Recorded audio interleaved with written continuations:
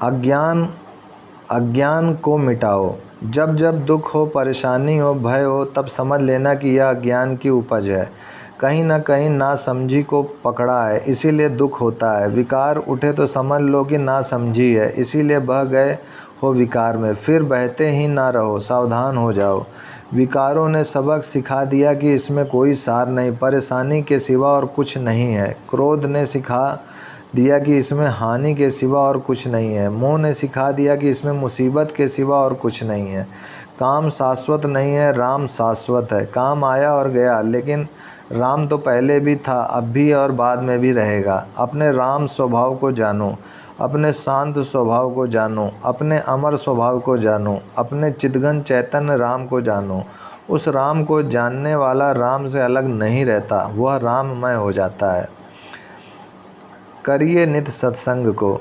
संग दोष जैसी बुरी चीज़ संसार में और कोई नहीं है। भीड़ भाड़ में विकारी लोगों के बीच रहना अच्छा नहीं, एकांत में रहना चाहिए, या भगवान की मस्ती में मस्त रहने वाले उच्च कोटि के साधकों के बीच रहना चाहिए। वे साधक महसूस करते हैं कि अब इंद्रियों के प्रदेश में ज़्यादा घूमना जीना अच्छा नहीं लगता।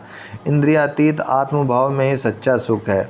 जान लिया कि संसार के कीचड़ में कोई सार नहीं, जान लिया कि तरंग बनकर किनारों से टकराने में कोई सार नहीं। अब तो मुझे जलराशि में ही, आत्मानंद के महासागर में ही अच्छा लगता है। अब तो ऐसा लगता है कि मिल जाए कोई पीर फकीर, पहुंचा दे भव पार।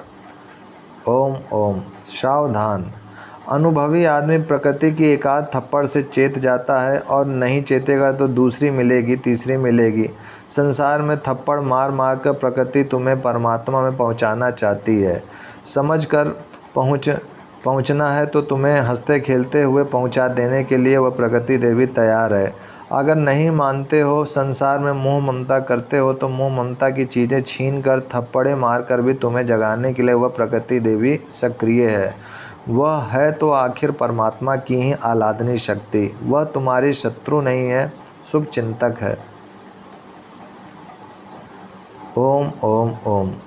आजकल के किसी सुधारक नास्तिक की पढ़ी लिखी लड़की किसी सत्संग के घर शादी करके गई। सास ने कहा, बहू चलो मंदिर में देव दर्शन करें। हाँ हाँ, कभी चलेंगे, आज तो मुझे पिक्चर देखने जाना है। बेटी, देव दर्शन करो तो जीवन का कल्याण होवे। पिक्चरों से तो आँखों की शक्ति क्षीण होती है।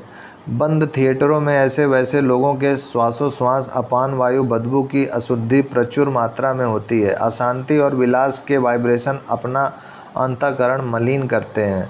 माता जी, आप चिंता मत करो, हमें तो मज़ा आता है।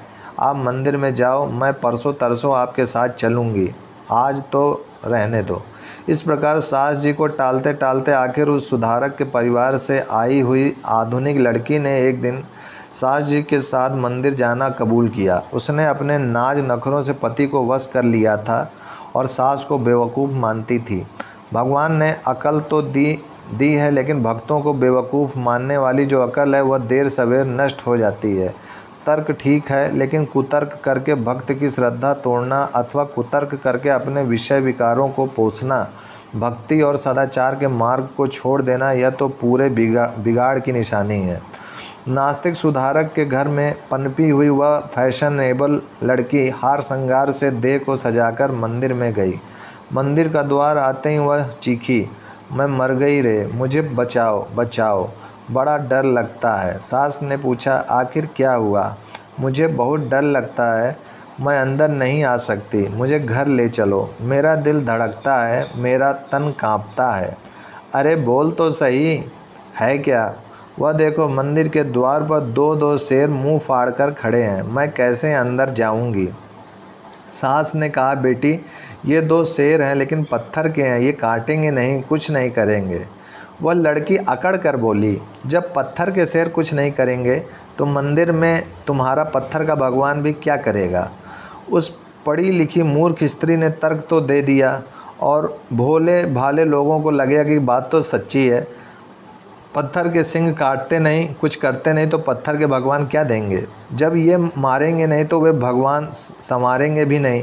उस कुतर्क करने वाली लड़की को पता नहीं कि पत्थर के सिंग बिठाने की और भगवान की मूर्ति प्रतिष्ठित करने की प्रेरणा जिन ऋषियों ने दी है, वे ऋषि महर्षि मनुष्यों की दृष्टि कितनी महान और वैज्ञानिक थी। पत्थर की प्रतिमा में हम भगवत भाव करते हैं तो हमारा चित्त भगवत आकार होता है। पत्थर की प्रतिमा में भगवत भाव हमारे चित्त का निर्माण करता है, चैतन्य के प्रसाद में जागने का रास्ता बनाता है। मूर्ति पूजा करते करते, परमात्मा के गीत गाते गाते मीरा परम चैतन्य में जाग गई थी। आखिर उस मूर्ति में समा गई थी। गौरांग समा गए थे जगन्नाथ जी के श्री विग्रह में। एक किसान की लड़की नरो श्रीनाथ जी के आगे दूध धरती थी। श्रीनाथ जी उसके हाथ में दूध लेकर पीते थे। थी तो वह भी मूर्ति। तुम्हारे अंतःकरण में कितनी शक्ति छिपी हुई है। मूर्ति भी तुमसे बोल सकती है, इतनी तो तुम्हारे चित्त में शक्ति है। और चित्त के अधिष्ठान में तो अनंत अनंत ब्रह्मांड विलसित हो रहे हैं। यह ज्ञान जगाने के लिए मंदिर का देव दर्शन प्रारंभिक कक्षा है। भले बाल मंदिर है, फिर भी अच्छा ही है। उस मूर्ख लड़की से कहना चाहिए, जब तू चलचित्र देखकर हंसती है, नाचती है, रोती है, हालांकि प्लास्टिक की पट्टी के सिवा कुछ भी नहीं है, फिर भी आह अद्भुत कहकर तू उछलती रहती है। पर्दे पर तो कुछ नहीं, सचमुच में गुंडा नहीं, पुलिस के कपड़े पहनकर अभिनय किया है।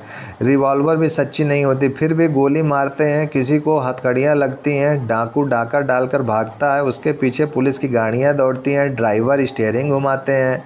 ओम ओम ओम। तब तुम सीट पर बैठ घूमते हो कि नहीं घूमते हो, जबकि पर्दे पर प्रकाश के चित्रों के अलावा कुछ नहीं है। ऐसा झूठा चलचित्र का माहौल भी तुम्हारे दिल को और बदन को घुमा देता है। तुम ऋषियों के ज्ञान और उनके द्वारा प्रचलित मूर्ति पूजा भक्तों के हृदय को भाव से, प्रार्थना से, परमात्मा प्रेम से भरे, इसमें क्या आश्चर्य है। ब्रह्मवेता ऋषि महर्षियों द्वारा रचित शास्त्रों के अनुसार मंत्र अनुष्ठान पूर्वक विधि सहित मंदिर में भगवान की मूर्ति स्थापित की जाती है। फिर वेदोक्त शास्त्रोक्त विधि के अनुसार प्राण प्रतिष्ठा होती है। वहाँ साधु संत महात्मा आते हैं, जाते हैं, मूर्ति में भगवत भाव के संकल्प को दोहराते हैं। हजारों भक्त अपनी भक्ति भावना का अभिषेक उस देव मूर्ति में करते हैं। ऐसी मूर्ति से भाविक भक्तों को अमूर्त तत्व का आनंद मिल जाए तो इसमें क्या संदेह है। बड़े बड़े मकानों में रहने वाले सभी लोग सही माने में बड़े नहीं होते। बड़ी बड़ी कब्रों के अंदर सड़ा गला मांस और बदबू होती है, बिच्छू और बैक्टीरिया ही होते हैं। बड़ी गाड़ियों में घूमने आदमी बड़ा नहीं होता, बड़ी कुर्सी पर पहुंचने से भी वह बड़ा नहीं होता। अगर बड़े से बड़े परमात्मा के नाते वह सेवा करता है, उसके नाते ही अगर बंगले में प्रारब्ध वेग से रहता है तो कोई आपत्ति नहीं। लेकिन इन चीज़ों के द्वारा जो परमेश्वर का घात करके अपने अहम को पोसता है, वह बड़ा नहीं कहा जाता। एक ऐसा ही बड़ा कम्युनिस्ट आदमी था। वह मानता था कि भगवान आदि कुछ नहीं होते। वह अपने आप को कुछ विशेष व्यक्ति मानता था। उसके पास तर्क शक्ति थी, जिसका उपयोग करके वह श्रद्धालु भक्तों की श्रद्धा तोड़ने की हरकतें बेखटेक किया करता था। परंतु बड़े से बड़े विश्व नियंता विश्वेश्वर की लीला अनूठी है। किस आदमी को कैसे मोड़ना वह जानता है। उस कम्युनिस्ट का एक लड़का था, वह अच्छे संग में रहता था। उसका मित्र उसे किसी महात्मा के संग में ले गया। बचपन से ही उसके चित्त में अच्छे सात्विक संस्कार पड़ चुके थे। उसे भक्ति, सत्संग, कीर्तन, देव दर्शन में रस आता था। बेटा पूरा आस्तिक था और बाप पूरा नास्तिक। धीरे धीरे वह सद्भागी बेटा बड़ा हुआ। ओम ओम।